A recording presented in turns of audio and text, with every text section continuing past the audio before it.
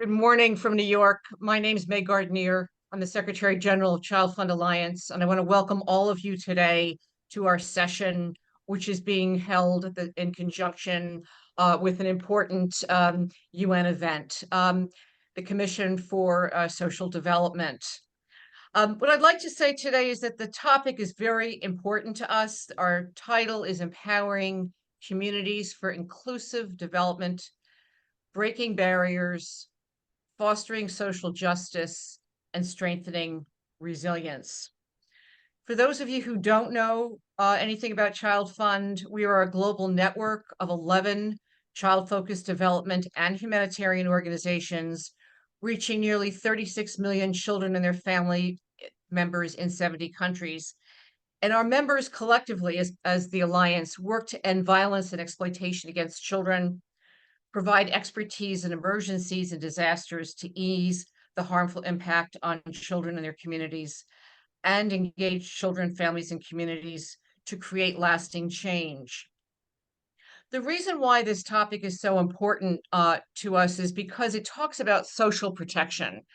And ChildFund's Alliance's overall focus is guided by the SDG Target 16.2 and its related targets, which ensure that children are protected from all forms of violence and exploitation. And during our advocacy efforts over the last 10 to 12 years, we've always called on governments to have strong and functioning child protection systems. Today, we will hear from presenters and our members on the ground who are working toward this, and in doing so, fulfilling a number of sustainable development goals, including Goal 1 to end poverty, Goal 4 to include improve quality education, Goal 8 to improve decent work, and Goal 10 to reduce inequalities. So it's my pleasure to open up by introducing Poland's permanent representative to the UN, Mr. Krzysztof Maria Sierski. He's the ambassador extraordinary and plenipotentiary for the permanent representative of the Republic of Poland to the UN. In 2021, he assumed the office of permanent representative of the Republic of Poland to the UN in New York. He's held several key functions in the Polish government prior to his appointment at the permanent mission in New York, which includes chief of the cabinet of the President of the Republic of Poland, and later as head of the International Policy Bureau in the Chancellery. One of the things that we are most impressed with Poland, of course, is that they led the negotiations that resulted in the United Nations Convention on the Rights of the Child, which is the primary framework, primary human rights framework that ChildFund and all the child focus agencies adhere to in terms of our program planning and policy. Ambassador Sierski, welcome, and over to you. Thank you very much. Good morning to everyone. Thank you very much for the very kind introduction, and remembering also this crucial strategic input of Poland to the rights of the child through the convention. That was really meaningful also for us. Ladies and gentlemen, I would like to begin by thanking the ChildFund Alliance for gathering us here. I thank you for inviting me to speak during this event. And in my remarks, I will attempt to describe what Poland is doing in the discussed area, especially for children. Let me begin by saying that we all are well aware that this year we are in a very decisive moment here in the United Nations. I'm saying that because in September, during the Summit of the Future, world leaders will recommit to do more and better to get us back on track in fulfilling the promises of the SDGs. But also we are looking into the future. The Summit of the Future will focus extensively on next generations, which commitments in this regard featured prominently in the summit's outcome document, the Pact for the Future, we just have seen the zero draft of which. But what is even more important, it will include a separate chapter on youth, as well as an annex in the form of the Declaration of Future Generations. So our discussions are very meaningful also in the context of the time that we are meeting today. Dear colleagues, promoting children's rights and well-being remains a long-standing priority in the area of both human rights and the social development. As you may be aware, Poland was the initiator, as we just it was just mentioned and remembered, the initiator of the UN Convention of the Rights of the Child. The Polish physician Ludwig Reichmann was one of the founders of the UNICEF, and still we have a room in the UNICEF building headquarters named after Ludwig Reichmann. So he was one of the founders of UNICEF, and currently Poland is a proud member of the UNICEF executive board. It must be our priority to ensure that all children enjoy safe living conditions, equal treatment, access to education, and participate in decision-making processes in matters that affect them.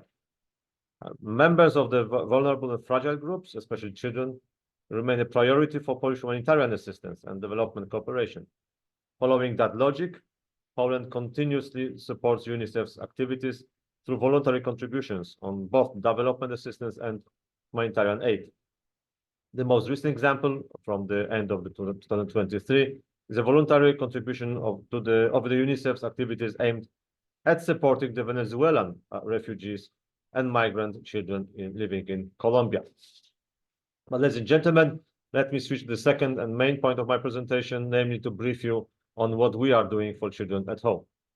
Since 2016, policy programs and financial instruments have been introduced to support families with children. Most notably, the Family 500 Plus, so-called program, which is unquestionably the largest post-transition social program in Poland, and which takes the form of universal cash benefits, now equivalent of around $200 a month for each child under the age of 18, regardless of family income. So each family having the children, starting for the first one, are receiving something like $200 per month for each child in the family, up to the age of 18. There are many other examples of those universal programs, but I would like to focus on what is being done with regard to refugee children. As you know, as a result of the Russian invasion of Ukraine 2 years ago, millions of Ukrainians have found refuge in Poland. Among many other decisions on how to accommodate Ukrainian refugees who decided to stay in my country, we faced the question on how to provide education to Ukrainian children, including through integration them into the Polish educational system. The solution that we were implemented are based on how well a child is going to fare in Polish language education system. Ukrainian children can use either the Polish education system, the Ukrainian online school service, or even both systems at once. Children are also entitled to take additional Polish language courses through a wide range of support schemes. As a result, by the end of 2023, some 200,000 Ukrainian children and 400 Ukrainian teachers were part of the Polish education system, 200,000 Ukrainian children. In more than 85,000 classes, there are at least one refugee student, 85,000 classes. Additionally, about 25,000 students were enrolled in the Polish higher education system. On the top of the domestic efforts, Poland again partnered with the UNICEF to support its activities, both in a form of a donation to the UNICEF Emergency Response Office in Poland and for implementation of the UNICEF country program document for Ukraine 2018-2023. This contribution supported realization of the priorities such as helping displaced children, children growing up without parental care, children with disabilities, or living in poverty. Touching upon the digital inclusion, in June 2022, Memorandum of Understanding between the UNICEF and the Minister of Education and Science of the Republic of Poland was signed to counteract the educational exclusion of children. Among the activities implemented under the MOU is the UNICEF Learning Passport, available on the Ministry's learning platform. Poland became the first country globally to launch a version of the tool specifically for teachers, with courses on managing stress, cross-cultural communication, and working with children from Ukraine who are suffering from the trauma of war. The learning platform is one of the many that exist in Poland to support general population of students, but I decided to feature it as a special design for the integration of the refugee children. In the context of the online schooling in Ukraine, it is worth to mention that Poland is the largest single payer for Starlink terminals, enabling to use the internet in the Ukraine, both by the military and civilians, including for education. So far, the Polish side provided nearly 200 20,000 Starlink terminals to Ukraine. This digital assistance is envisaged to secure functioning of Ukrainian state administration and in the long-term reconstruction of the country. Since I diverted a little from the education and children, let me also underscore what I mentioned earlier, that education integration of Ukrainian children is an important, but not only one of the areas in which Poland has been helping Ukrainian refugees. Among others are access to employment market and the healthcare system on equal terms with Polish citizens. About 1.7 million Ukrainians has been granted Polish personal identity numbers, allowing them to access public services like schools and healthcare. As many as 80% of refugees, primarily women, have found employment. 80% of those refugees have found employment, mostly women. Ukraine remains at the forefront of the Polish development assistance. To date, Poland alone spent over 2% of the GDP to assistance to Ukraine, the highest amount in the world in the terms of GDP. I could continue going into details of many programs and actions, but let me stop here, as I know I went well over time, as I see. But let me conclude by summarizing that integration of the refugees from Ukraine, as well as the inclusion of children and giving them the best possible chances for equal education, with new technologies enabled, it is one of the Polish government's major goals. And I believe this is a lesson that we learned and we want to share with the larger community of the nations around the world, because we see and we know that the problem of the integration of the refugee children is globally spread. This is a phenomena, the dark and very painful phenomena in the many corners of the world. And the lessons that we learned and we want to share and talk about more. We are ready to help every country, every partner around the world with the lessons that we learned from the Polish case. Thank you for your attention. Thank you very much for sharing your impressive work and commitment to Ukrainian refugees. I mean, clearly, those countries on the border of Ukraine have picked up an enormous amount of resettlement and reintegration services, from education to livelihoods.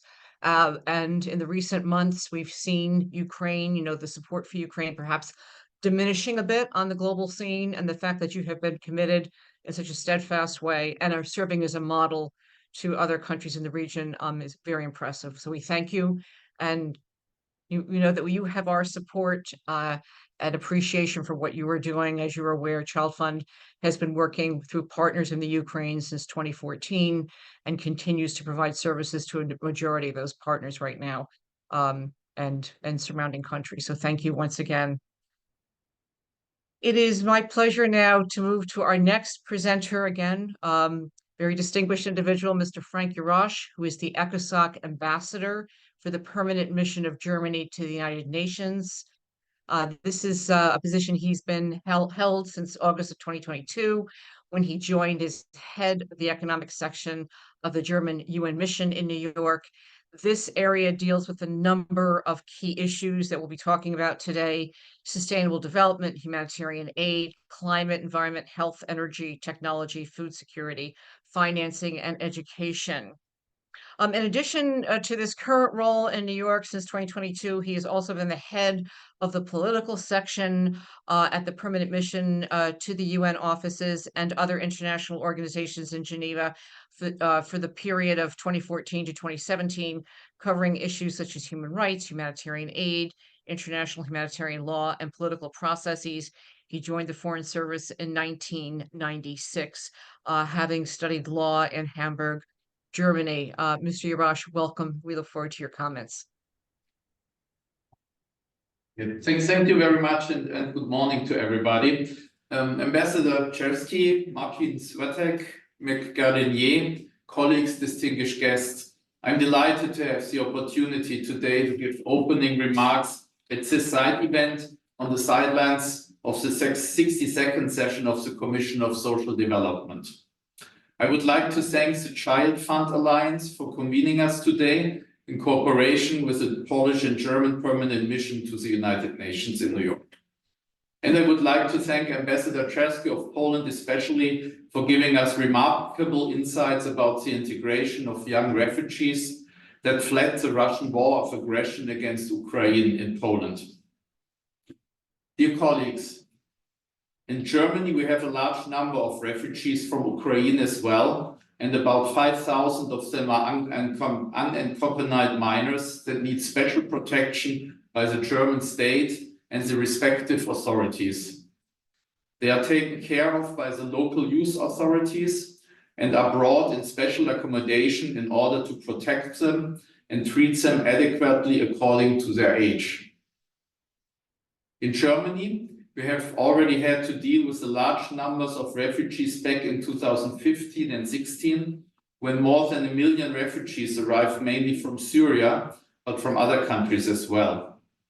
As a result, we set up and adjusted a number of programs and initiatives in order to integrate especially young refugees into the German society. As a result, I will briefly present two of the most important projects we have in Germany. One is of the broadest instrument for the integration of young refugees is the so-called youth migration services. Across Germany, there are almost 500 of these services. Originally, they were designed to help young people with a migration background that already were living in Germany to integrate into German society. But due to the huge numbers of young refugees arriving in 2015 and 16, the youth migration services were open to young refugees arriving in 2017 as well. The youth migration services target 3 specific groups: children, teenagers, and young adults aged between 12 and 27, parents of children and young people, particularly in issues regarding their children's education and training, and initiatives and institutions that are relevant for the integration process of young migrants, including anyone in the young people's living environment. The main objectives of the youth migration services are, first, to improve the chances of integration, linguistic, social, educational, and professional integration. Second, to promote equal opportunities in Germany. And third, to encourage participation in all areas of social, cultural, and political life. Individual support, professional advice, group and educational courses, as well as effective networking in schools and training organizations are among the most important tasks of the programs. So whether it's with problems at school, looking for an apprenticeship or formality issues, youth migration services professionally and free of charge help with a variety of services and in different languages. The second project is the so-called early help. It focuses on the beginning of the life and the early years of a child and is designed to assist parents. Early help includes services and measures for the psychosocial support of parents and families expecting or with children aged up to 3 years in difficult circumstances. This includes young families with a history of migration and flight. Early help is actively offered at the point of arrival and shared accommodation for refugees. It includes counseling services, information on health, entry, registration, and residence requirement in Germany, and much more. One concrete example is the design of child-friendly accommodation for refugees in shared accommodation. Furthermore, there are also additional programs for specific target groups seeking refugee from Ukraine. The establishment of a coordination office for deaf refugee children, young people and families from Ukraine in Germany helps to integrate them, taking into account their special needs. The helpline Ukraine is a telephone helpline for children, young people and adults that listens and advises without appointment confidentially in Russian and Ukrainian. Ambassadors, colleagues, distinguished guests, I hope this overview was useful. Thank you very much for your attention.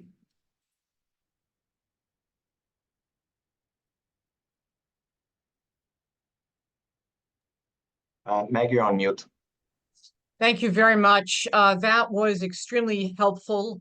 Again, a lot of this information that you're sharing with us is not known in the common space in which we all inhabit, and I think that the lessons that you're learning about the integration of minors, the protections that you provide in education are really instrumental, and build up this larger environment that we're trying to build.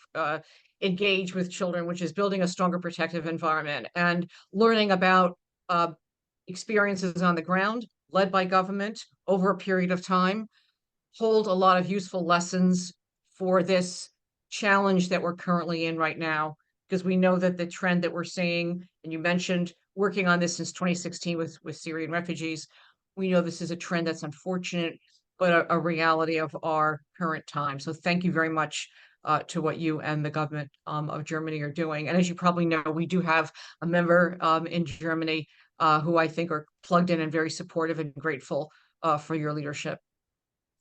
Okay, we are now going to move over to our next segment. We have a couple of things in store for you this morning after hearing from our presenters. The first, of course, is that we would like to do a couple of things with our panelists. Okay, we have some presentations on an important program that we are very fortunate to have funded by the European Union. So we're going to switch over to a segment on from displacement to integration, building productive and protective communities. We are pleased at this point to hear from Maria Landazuri de Mora, who's the project coordinator at ChildFund Ecuador. Maria is a humanitarian worker with more than 20 years of experience in building projects in the private and the public sector on these topics. And previous to her role at ChildFund was the director and advisor on foreign affairs in Ecuador. Maria will be presenting, I believe, in Spanish, and Martin will screen share her presentation. Maria, welcome, and over to you. Thank you so much. Good morning, Meg. Yes, I'm doing this in Spanish. Nuevamente, buenos días para todos. Un gusto y muchos saludos desde Cuenca, Ecuador. Vamos a presentarles el día de hoy nuestro proyecto del desplazamiento a la integración. La siguiente diapositiva, por favor. Nuestro proyecto... Gracias. En la siguiente, por favor. Nuestro proyecto está ubicado en dos países, Ecuador y Perú. En estos dos países... I'm so sorry, Martin, the previous one. Thank you. Está localizado en dos países. Esto quiere decir que es un proyecto binacional, lo cual nos ha permitido tener una experiencia entre dos naciones y dos regiones también de nuestros países. En Ecuador se implementa en Cuenca y en Guayaquil, y en Perú, en Piura, Lambayeque y La Libertad. Nuestros donantes son la Unión Europea y tenemos la asistencia técnica de Naciones Unidas para el desarrollo y la implementación. Adelante, por favor. Siguiente.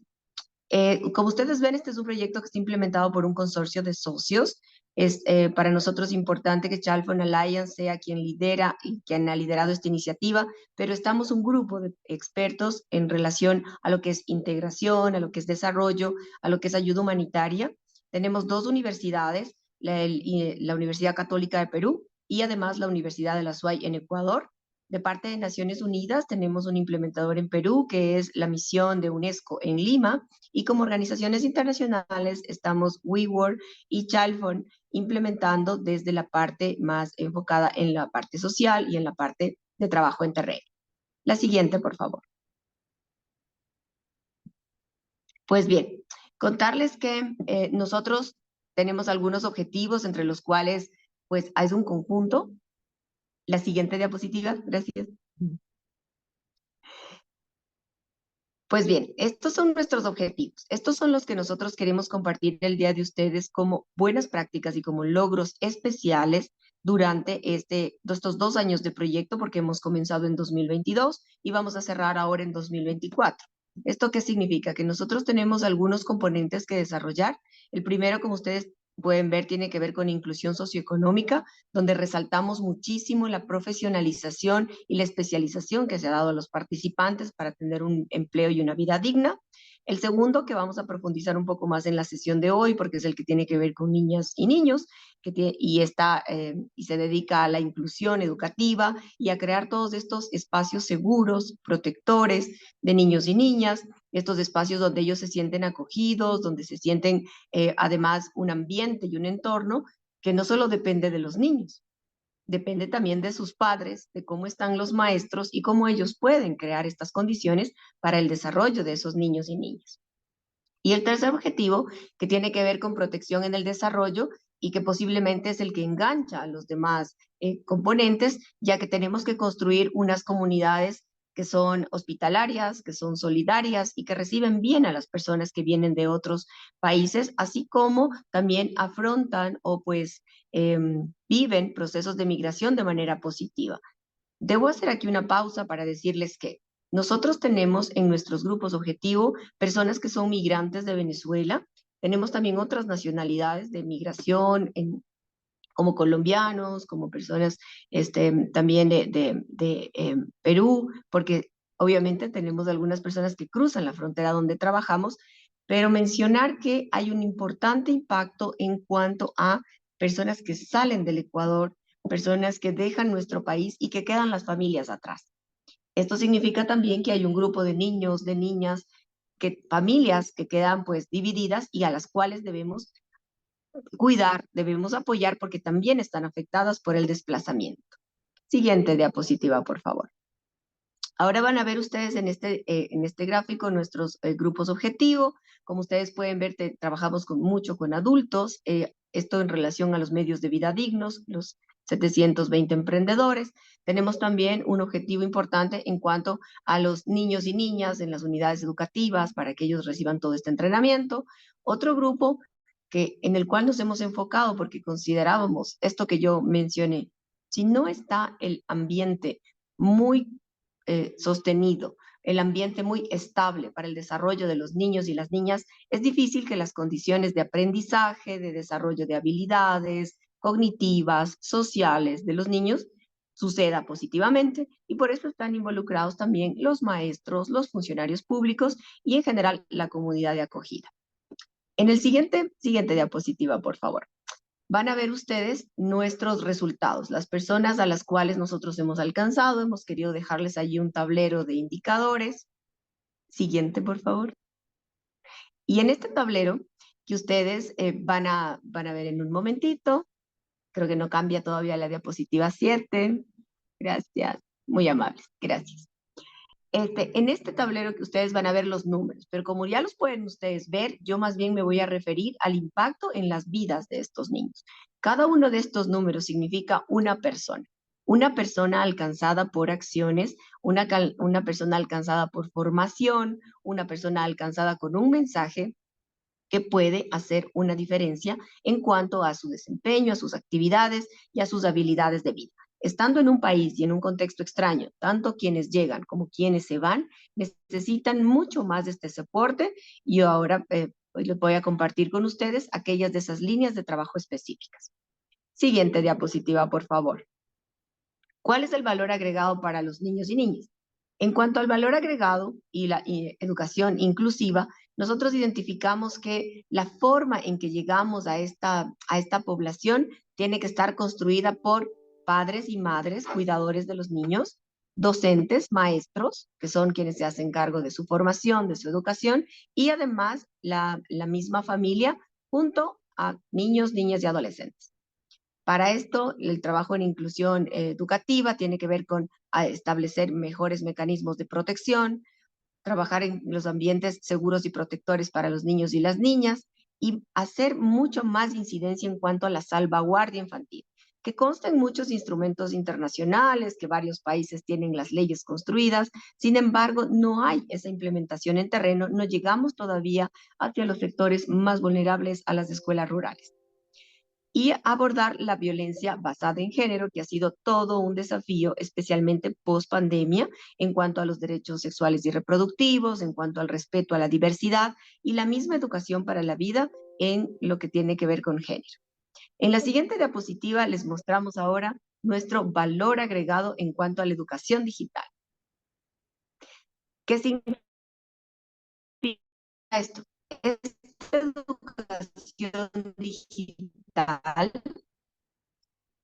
Sí, la siguiente, por favor. Entendemos que hay que desarrollar unas habilidades y unas capacidades en niños y niñas, que tienen que ver con que no van a aprender ni van a mantenerse en el sistema educativo con los mismos recursos de aprendizaje, de socialización y además de relacionamiento, sino que van a estar siempre necesitando tener nuevas habilidades, habilidades digitales, habilidades de aprendizaje, de comunicación, de lectura en entornos digitales. Esta es la razón por la que nosotros hemos utilizado varias herramientas de innovación que tienen que ver con la gamificación para el aprendizaje, que tienen que ver también con la enseñanza en línea. Y en este punto hay que decir que quienes necesitan estar primero preparados para esta enseñanza en línea son precisamente los docentes y los maestros para que puedan hacer este traslado de conocimientos con unas nuevas herramientas que posiblemente son para ellos completamente por comprender, por aprender. Finalmente decir que en uno de estos aspectos también hemos logrado hacer cuidado de la salud mental a través de enseñanza y aprendizaje en primeros auxilios psicológicos, también en mucho de sensibilizar a las personas sobre el cuidado emocional y a través de servicios de atención psicológica online. En la siguiente diapositiva, el valor agregado para las familias. Como les decía entonces, para crear estos entornos en los cuales toda la familia está involucrada junto con docentes y maestros, necesitamos padres y madres que sean económicamente independientes, que puedan hacer, en realidad, tener un empleo sostenible, y para eso nos hemos enfocado en el emprendimiento y con mucho énfasis en el empoderamiento de mujeres. Esto hace, además de que se sientan independientes, que puedan tener más tiempo de cuidado con sus niños y niñas y estar en el hogar para suplir muchísimas de las necesidades que no pueden ser abordadas cuando los padres están ausentes, y les dan a ellos un ingreso digno, ya que sabemos las exclusiones y las diferencias en el trato y en el salario que tienen las personas migrantes. Finalmente, nuestra campaña de comunicación y mensajes de incidencia han profundizado mucho en cuanto a las comunidades abiertas a la diversidad y abiertas a los nuevos y recién llegados. Finalmente, en la última diapositiva, por favor, les comparto cómo es esta estrategia, cómo esto puede funcionar mejor y es más creativo. Hacemos, diría yo, tres especiales énfasis en el entrenamiento, tanto de parte de las universidades como de nuestro asociado WeWork, así como tenemos investigación e innovación. En investigación hemos dedicado recursos y además equipos de investigadores para que levanten información cualitativa en relación a la inclusión educativa. Hay 2 investigaciones adicionales, pero para este punto en particular de la inclusión educativa de niños y niñas, hemos recorrido y levantado información en terreno que nos muestra ciertas barreras que todavía no están superadas, que no han sido vistas muy seguramente por las autoridades locales y que ahora presentaremos para que puedan hacer políticas públicas que cambien esa forma de integrar o recibir a niños de otras localidades, a niños de otros países en el sistema educativo, así como hemos puesto a disposición de todos estos actores locales las herramientas de innovación y de educación digital que les había comentado. El enfoque de Triple Nexus es un enfoque que nosotros llevamos adelante gracias a la iniciativa que tiene la Unión Europea y Naciones Unidas de impulsar este mecanismo de desarrollo que hace la diferencia, ¿no? La diferencia entre tener la respuesta humanitaria, llevar y motivar la paz, comunidades donde hay una vida de solidaridad y el desarrollo. En la siguiente y final, solamente me queda agradecerles y quedar atenta más tarde a sus preguntas.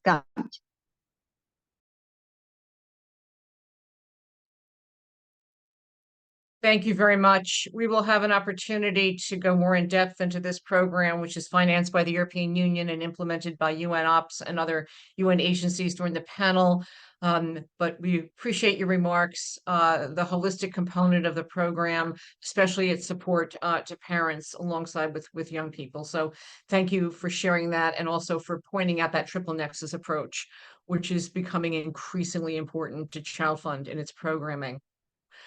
I'm now going to move over to our second panelist in this segment. I did want to say to those of you who may not have seen the instructions earlier on the screen that if you would like the interpretation, please go to the bottom screen to where all your icons are. You'll see a globe. That globe has an interpretation function. If you click on that globe, you can click on English if you wish to hear these Spanish presentations in English. And again, sorry if I didn't share that with you earlier. So our next panelist is going to be someone that I think are excited to hear from, because we're talking about some of the fun things that we do in ChildFund. This is the Come Play With Me program. Sandra Sandoval is the Early Childhood Development Senior Advisor for ChildFund International. She works in this capacity right now at ChildFund Guatemala as Chief of Party with the Come Play With Me project. And then she was appointed shortly after her arrival as project director of a multi-country project, which is now implemented in Honduras, Brazil, Ethiopia, and Uganda. Sandra, welcome. And Sandra will present in Spanish. Just a reminder to click on that icon that's shaped like a globe on your screen if you wish to hear these remarks in English. Over to you, Sandra.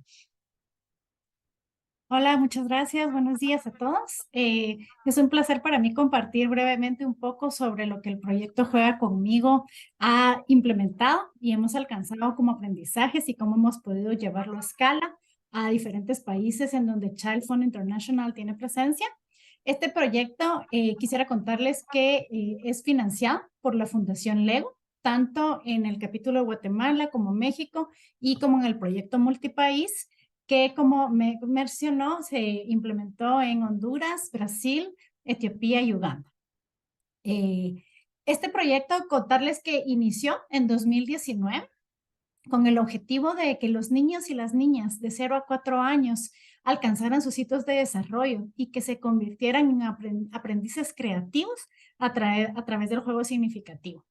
El proyecto tiene 3 resultados principales. Uno, está dirigido hacia la crianza lúdica, dirigido principalmente a los cuidadores primarios, y lo que se busca a través de este resultado es que se puedan promover interacciones significativas a través del juego, a través de la estimulación temprana y el aprendizaje temprano y de los cuidados responsivos.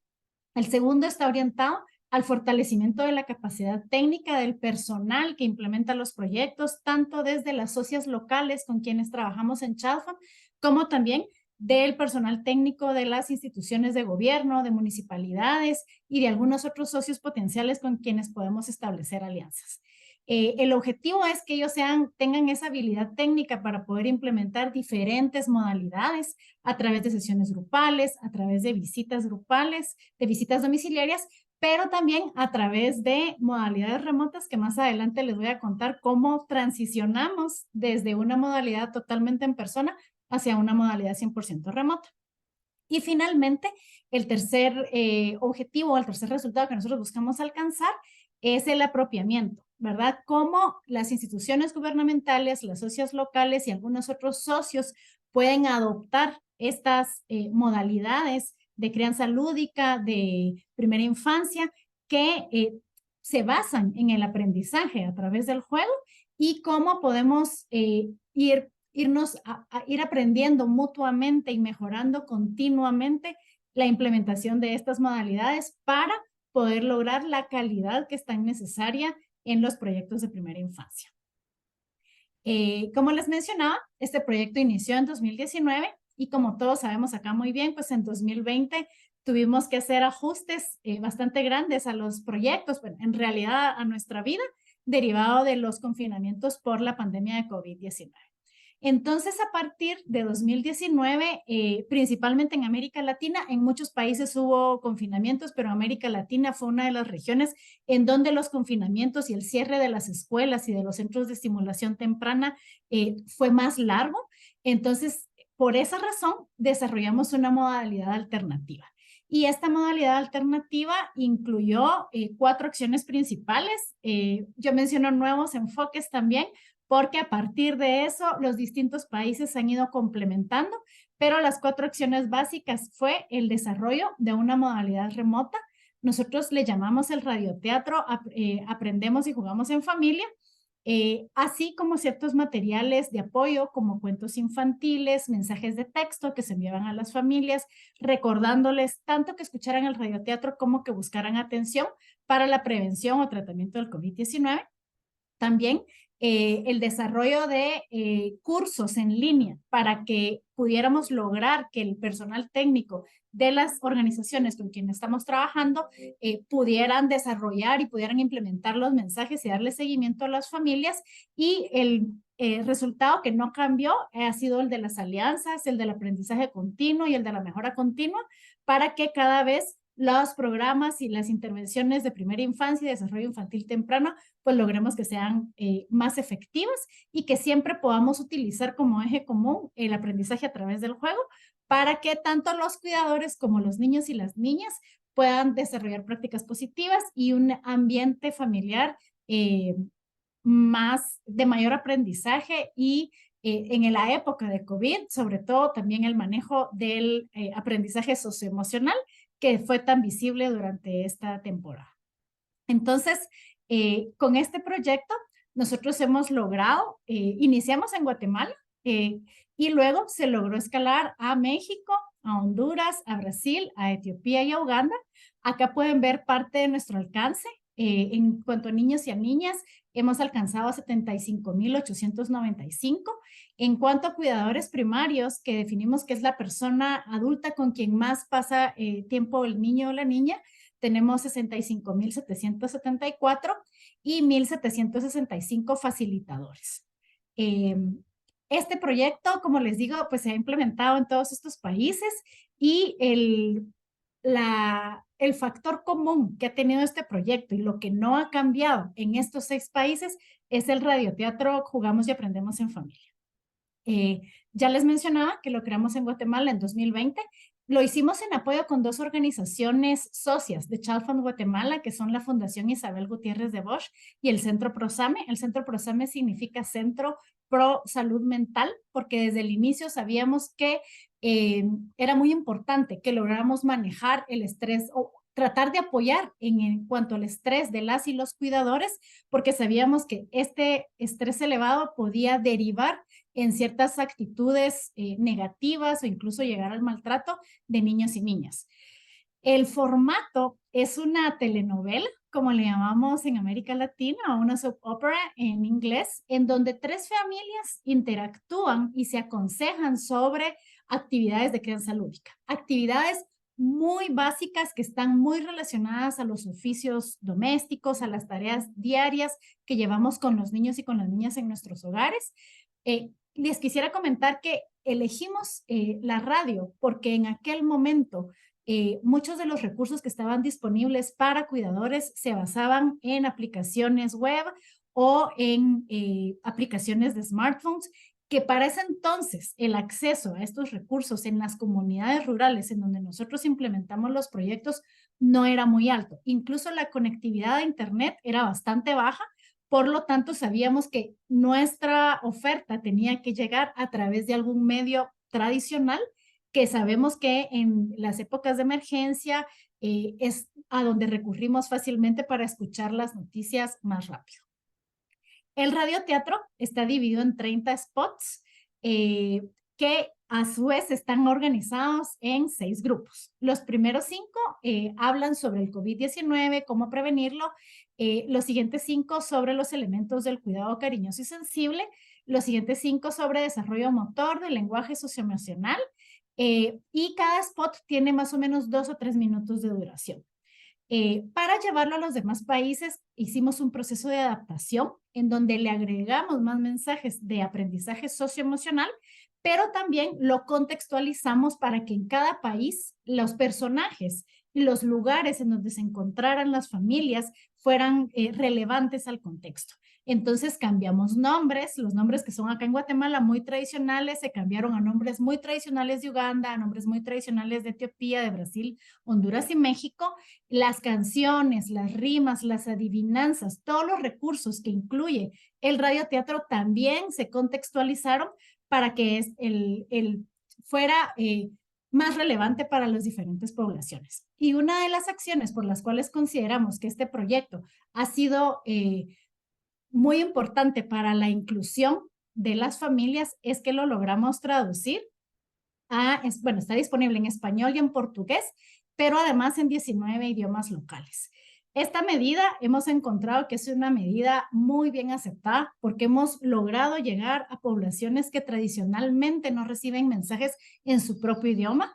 Fue un trabajo que sin el apoyo de las sociedades locales no lo hubiéramos podido desarrollar, pero fue un trabajo que finalmente muy bien aceptado, muy bien recibido por parte de las y los cuidadores, porque lograron tener una mejor comprensión de los mensajes que nosotros les queremos llevar. Acá una descripción de los diferentes idiomas, como podrán ver, en México fueron 7, en Guatemala tenemos 5, en Uganda tenemos 3 y en Etiopía tenemos 4 idiomas en los que se ha traducido en total el radioteatro. Y finalmente contarles un poquito sobre algunos hallazgos preliminares que tenemos sobre el proyecto. Inicialmente contarles que la evaluación del proyecto está basada en 3 tipos de evaluaciones. Tenemos una evaluación de procesos en donde vemos pues realmente todo el tema de monitoreo, de que las intervenciones se estén implementando, que las familias estén escuchando, etcétera. Tenemos una evaluación de resultados, que fue un estudio de 12 semanas con una encuesta que se hizo pre y post. Y la parte cualitativa estuvo a cargo de una metodología que se llama la historia más significativa, que es una evaluación participativa para generar historias de impacto. Acá solo les puse 2 resultados porque no podemos profundizar tanto, pero igual les invito a que estén pendientes a que más adelante vamos a seguir compartiendo más hallazgos. Algo que nos satisface mucho es que pudimos ver cómo creció y cómo mejoró el entendimiento de las y los cuidadores, por ejemplo, en que el juego es la mejor manera para que los niños y las niñas aprendan. Tenemos en Brasil un 10%, en Etiopía 30%, 20% en Honduras y un 12% en Uganda. Y también algo que nos consideramos muy valioso es que las y los cuidadores ahora saben que los niños y las niñas empiezan a aprender desde antes del nacimiento, que ese ha sido un concepto por el cual quienes trabajamos en primera infancia hemos abogado bastante y vemos que incluso en Honduras y en Etiopía mejoró hasta en un 50%. Acá les incluí también una pequeña cita sobre cómo las y los participantes aprecian y reconocieron las ventajas de este proyecto. Esta es una cita de las historias significativas. El reporte está en la historia número 4, es de Etiopía, y en Etiopía complementaron el radioteatro con unas tarjetas que incluían una imagen sobre el mensaje clave de cada spot. Luego de escuchar el spot, las familias se llevaban esta tarjeta que era como un recordatorio para ponerlo en práctica. Y con esto termino. Muchísimas gracias.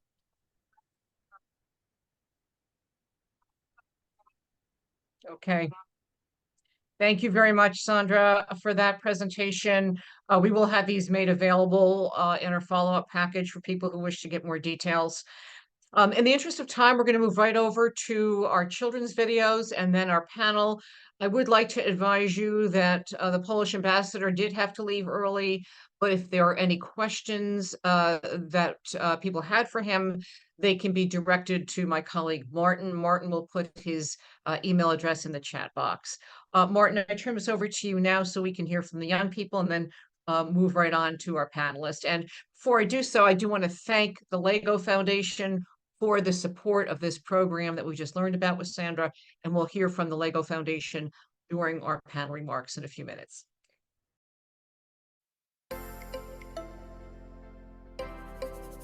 Programa del desplazamiento, la integración, construyendo comunidades productivas y protectoras en Ecuador y Perú, implementación ChildFund, Unidad Parroquia Rural de Santa Ana. Presentamos las experiencias de niños y niñas participantes que han sido alcanzadas por las iniciativas Niñez Segura y Protegida de ChildFund, Proyecto LEAD, que aplica técnicas de aprendizaje basadas en el juego y la reflexión para desarrollar habilidades para la vida. Buenos días.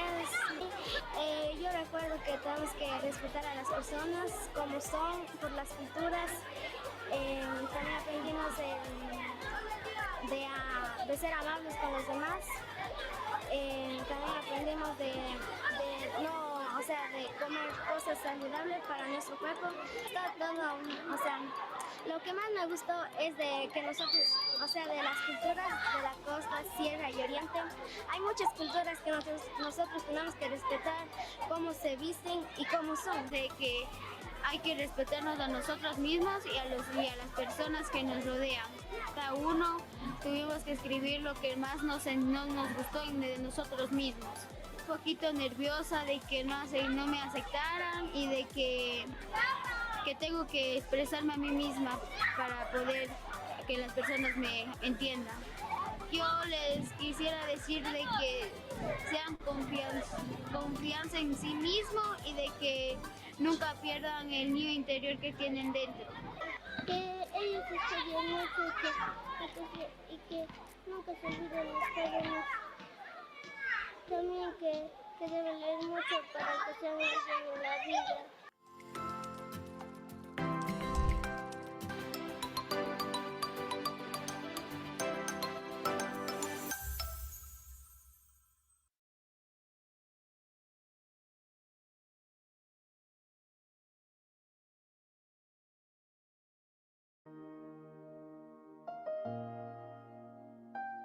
ይህ ፕሮጀክት ዋናው ዓላማው ምንድን ነው?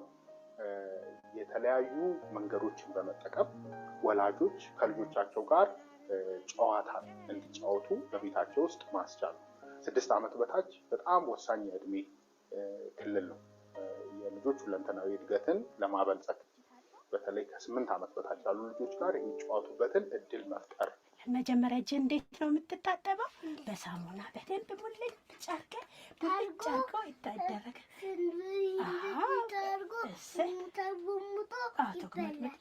ከዛ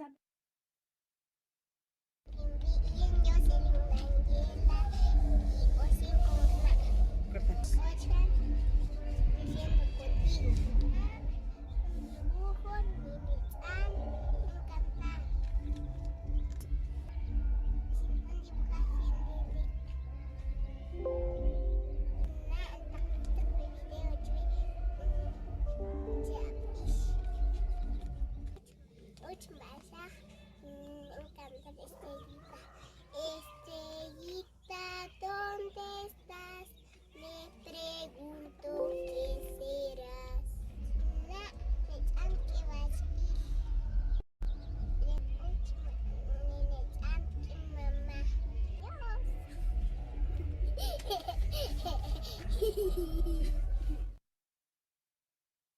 Oi, meu nome é Daniele Nayara, eu tenho 35 anos, sou mãe da Priscila Emanuele, que tem 8 anos, e nós participamos do projeto Brinque e Aprende. Foi uma experiência muito boa, que até hoje eu trago ela para a minha vida.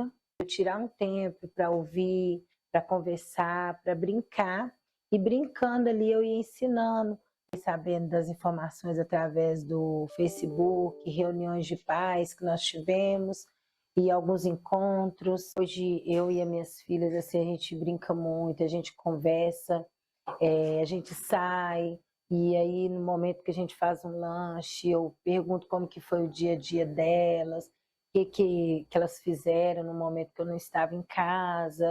E ali elas conversam, a gente brinca, então fortaleceu muito, me ajudou muito a ser a mãe que eu sou hoje. Tive bonecos para brincar, então assim, às vezes eu pego uma boneca e falo com ela assim, eu vou brincar com essa boneca. Mãe, mas como que a senhora vai brincar de boneca? A senhora já é grande, pessoal. Teve uma vez que minha mãe falou assim, que eu ganhei uma boneca, ela falou assim, dá essa boneca pra mim pra eu dormir com ela.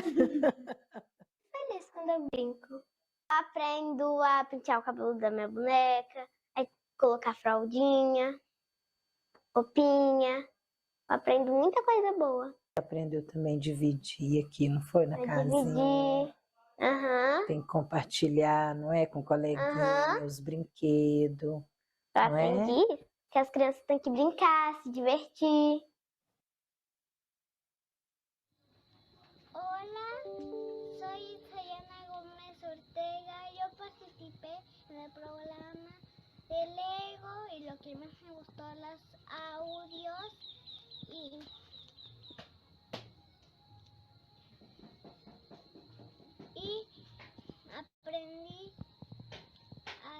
alimentar, saludable y a lavarme mis dientes. Gracias.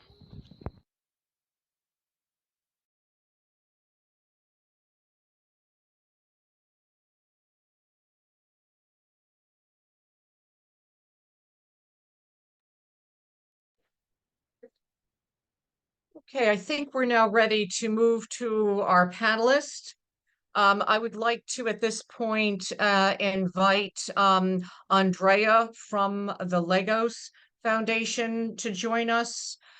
We have a question for him. Again, we are very grateful to the Lego Foundation for funding the Come Play With Me project that you've just heard about. Andreas Hernandez is a program manager at the Lego Foundation based in Mexico City. She's been working at the Lego Foundation for 6 years in various teams and roles. Andrea, welcome. I understand that you will respond to this question in English. Our question is, we understand that the Lego Foundation funded the replication of the Come Play With Me project in 5 countries. And from the donor perspective, what has been the overall experience and main recommendation for others who may want to embark on a similar project? Thank you for joining us, and over to you. Thank you, Meg. And first of all, thank you everyone for taking the time to discuss this important topic and discuss how we can support more children around the world. I mean, on behalf of the Lego Foundation, I think that's what we're all here for. So thank you very much for your time. And for the donor perspective, we were discussing with Sandra that when we, as Sandra said, when we first initially funded this program was in Guatemala, and the team in Guatemala really wanted to support children and caregivers in the communities and give them the power and empower them and give them the agency to create what it meant for caregivers and families to support their children and to play with their children, right? And as many as you know, the Lego Foundation really believes that play is the vehicle for learning for children. We believe that learning through play and responsive caregiving and caregivers and families actually interacting with their children through play is the best way for children to learn skills and abilities and holistic skills. So when we first started in Guatemala, we really wanted the team and the country to interpret what that meant.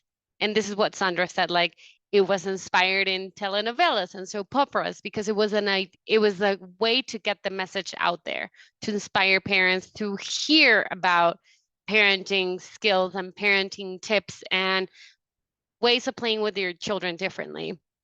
And after we started in Guatemala, we had the opportunity to sponsor or fund more programs for during the COVID period. And this is where we started supporting the other countries, which was Honduras, Ethiopia, and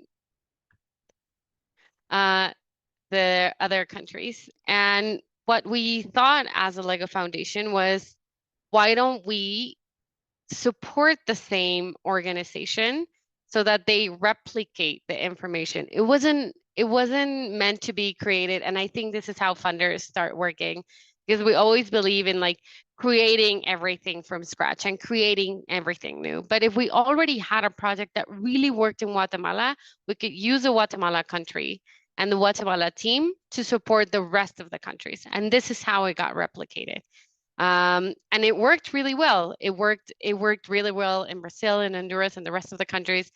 And I think it worked really well because each country adapted the project in its own way of thinking of parenting and caregivers. So it was up to each country to decide how the messages that they gave, the way that they interpreted. In Brazil, it was more like relating to some songs because it was very local to their language. Each country translated it into local languages. So it was, the general idea was there and the general support of how it was created in Guatemala was there, but it was up to each country to adapt it. And I think it worked really well for us because it was a very hit and miss, right? It was like we already had it in Guatemala and it was just easy to replicate it in other countries. And it worked really well to work with the ChildFund Alliance because we already are present in all of these countries, and you already work with implementing partners in these countries. So it was just easy for us to replicate it, and I think we'll be doing that more in the future, hopefully.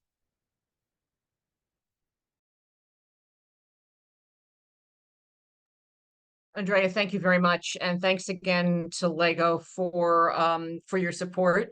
We all know Lego. We appreciate their toys. Many of us have used them in different points in our life, and to be able to interact professionally with your foundation to advance goals for children is just really really important for us. So we want to thank you again. And I'm sorry that the time is so short on our panel today. We are going to have to move over to our other section. But if there are questions for Andrea, please put them in the chat box because we still have about 12-13 minutes left in our program. Okay, I'm going to move over now to two panelists who will present a few or respond to a few questions on the project that we heard about earlier and also saw a brief film on. And this again relates to the issue of forced displacement and the program that we've been fortunate enough to have received funding from the EU and also implementation support from UN Ops. So I'm very pleased to introduce you to Veronica Hershkovitz. She is the Forced Displacement Senior Advisor for UN Ops. And she works with us, ChildFund, on the Lives in Dignity Grant Facility. She's worked with displacement affected persons in a range of places, including Macedonia, Turkmenistan, Pakistan, and Senegal. And so we're very fortunate to have her expertise applied to us at ChildFund as we, like many organizations, are grappling with how we handle forced migration right now in a variety of contexts and build on the capacities of young people and their families to help them survive, become more resilient, and move on. So I would like to ask a question, Veronica, about your role as a grantor. Could you please tell us in a few words about the EU UN Ops Lives in Dignity Grant Facility, which funds projects presented earlier by our ChildFund International colleague Maria and also shown in the film? It would be interesting for us to understand how the facility contributes to empowering communities through inclusive development. Over to you. Thank you, Meg, for the introduction, and good morning, good afternoon, everyone. First of all, a big thank you for organizers for putting together this excellent and I think much needed event, and many thanks for having us, Lives in Dignity Grant Facility, part of it. So who we are European Union international partnerships funded but managed by UNOPS. And we were created in 2020 to fund development-oriented approaches to forced displacement context. And the history behind was that the majority dominant approaches were all kind of humanitarian. So there was need for more longer-term approaches. So this is how we became to be. Now we have 14 projects. So we have 14 projects implemented by 36 different partners across the world. We have projects in Latin America, as you saw presentation of Maria. We have also in Africa, we have in Asia. So really different regions, interesting projects. So how we empower the communities as a grant facility, being far away, for inclusive development, I would say in many different ways, but by far the most important is the fact that how we grant, the way how we build up the criteria. And from the start, we wanted to have a criteria for the partners to implement projects that allows them, that is flexible and agile, and allows to basically match the priorities of communities. To make holistic approaches, and so we really came up with a criteria that I think increased the participation of people, displacement affected people, made localization more important and also empowers the whole of society approach. So how concretely, for example, for participation, we wanted to break the barriers. We didn't want to have silos like education project or WASH project. We believe in people's lives, livelihood protection, everything is interlinked. So development response, inclusive development response needs to take into consideration. So we gave them a toolbox of themes, sectors, and the projects could really choose based on priorities of communities, what kind of themes they want to use. Then for localization, for example, we decided to make equal partnership agreement and no partner could just apply like one organization. We said for development to be inclusive, we need to go many of us, and one had to be a local from the country where the project happens.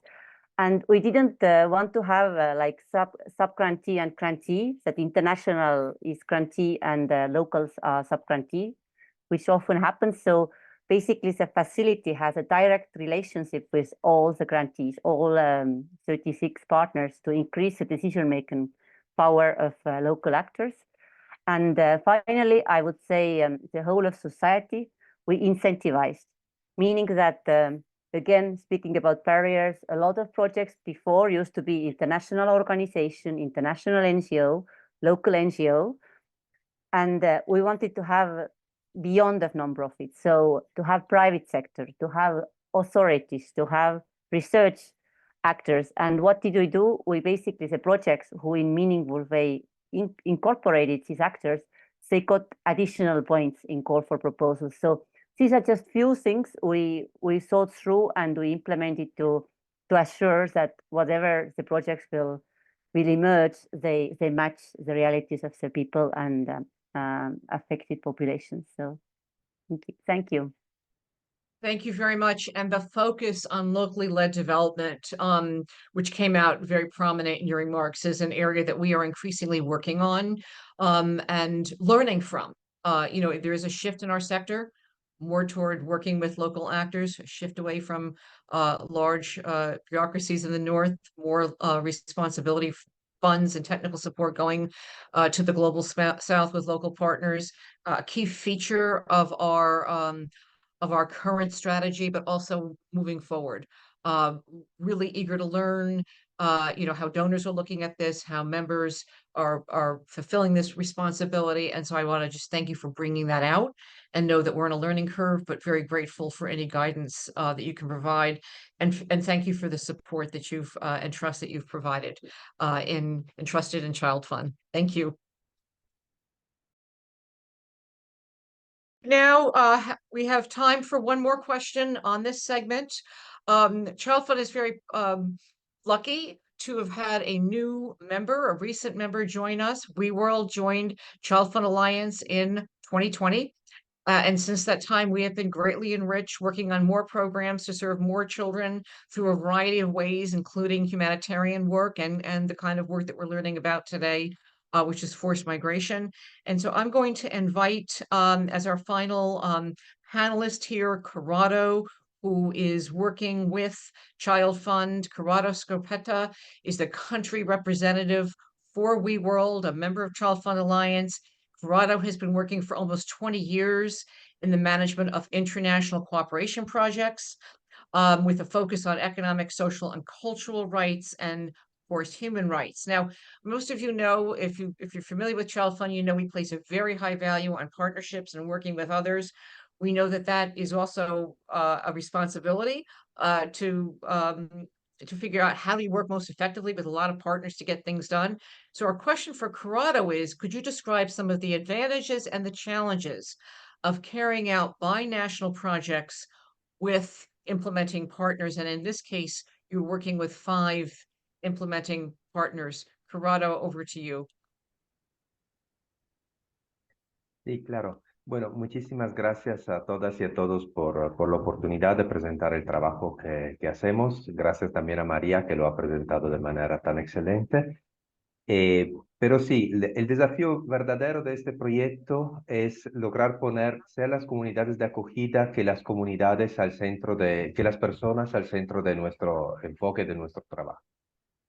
Trabajar en dos países como Perú y Ecuador, que los dos están viviendo una cierta crisis de inestabilidad social y política en los últimos años, nos complica bastante el panorama. Pero al mismo tiempo nos permite tener nuevas ventajas, nuevas posibilidades. El primer punto que tratamos cuando empezamos a realizar el proyecto fue justamente el tema de no enfocarnos tanto en las problemáticas de los territorios, sino ver cuáles son las potencialidades que los 5 territorios de intervención, porque sí es cierto que hablamos de 2 países, pero hablamos de 5 ciudades diferentes, de 5 realidades diferentes por tamaño, por complejidad social, por tema de criminalidad organizada que nos está afectando, perdón, pero al mismo tiempo nos permite aprovechar de las actorías, del expertise que cada socio tiene. Aquí tenemos 5 socios principales y María antes los ha dividido por categorías, pero en realidad cada socio tiene una capacidad fuerte en su tema. Por ejemplo, la ley de PUC es una universidad, una institución universitaria que tiene muy buena capacidad a nivel de investigación y esta capacidad la está transfiriendo a los socios ecuatorianos. Al mismo tiempo tenemos socios implementadores como es UNESCO, por ejemplo, que tiene una capacidad muy buena a nivel de incidencia política local, a nivel de actividades en tema de educación a distancia, por ejemplo, y eso está enriqueciendo las actividades del consorcio. Hay que decir que este consorcio son los 5 socios, todos tienen capacidades ya desarrolladas, pero al mismo tiempo todos tenemos mucho respeto de las capacidades de los demás socios y mucha capacidad de escucha y de aprendizaje. Y cuando surge un problema, una dificultad en el tema del trabajo diario, hay la capacidad de poner 5 expertise diferentes al servicio de la búsqueda de una solución. Lo que antes decía Verónica también, el proyecto se ha ido adaptando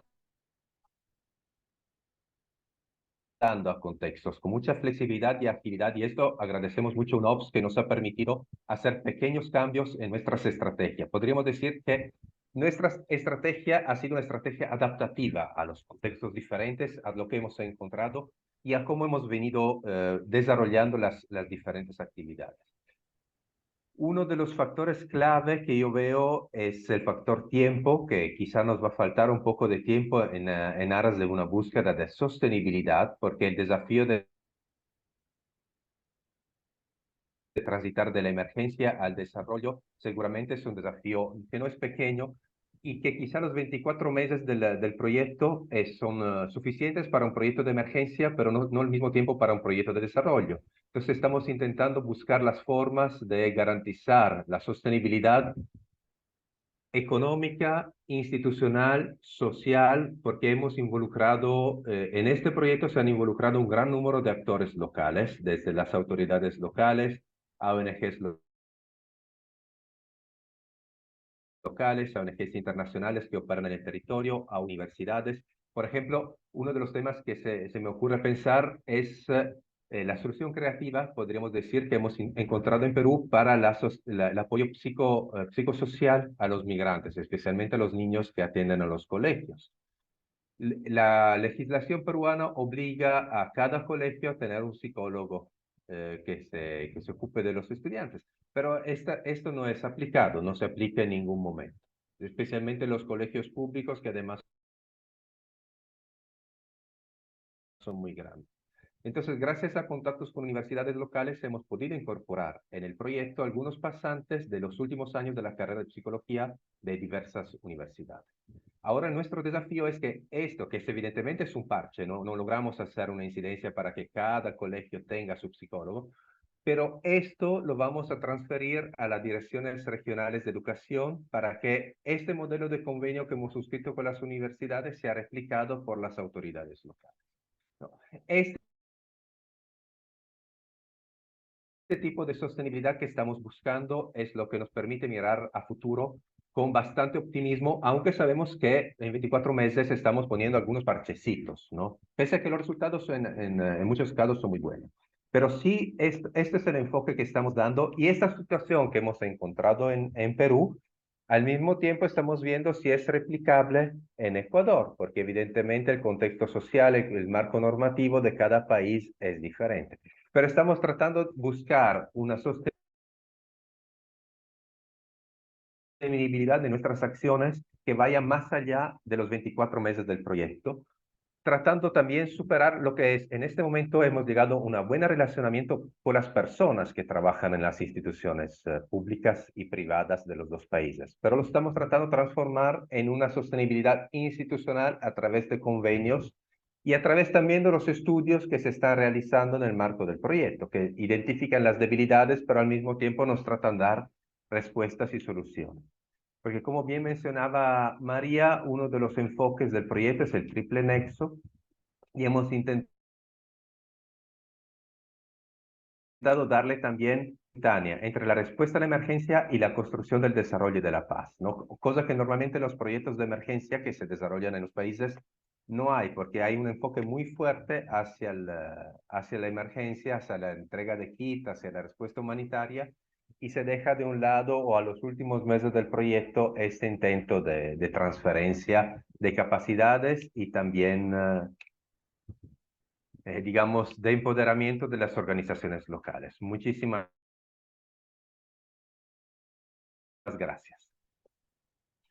Corrado, thank you very much for your honest response. And again, that focus on taking what you learned, applying it more broadly, transforming it, or providing opportunities for transformation for beneficiary partners and other communities. These are key facets of things that we're always grappling with in ChildFund. Is how do you take what you've learned, bring it out to more others, build it in so it can sustain over time. So good luck with that. Keep us posted. I'm sure you'll be reporting back at future meetings for ChildFund about how you're doing.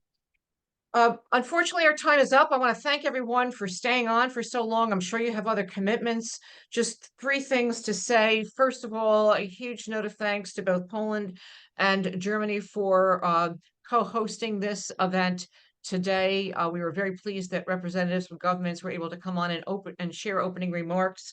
I want to thank all the participants who took time to prepare their comments, to deliver them. I want to thank all of you for listening so carefully, taking time out of a busy Monday to join us.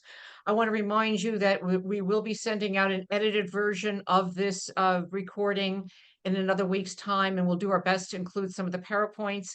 If you have any lingering questions that we did not get to answer today, Martin in our office, the UN rep, is available to answer those questions. He has put his email address in the chat box, and please feel free to reach out to him with any questions that you may have, or even if you think of things a few days moving forward that you would like to come back to.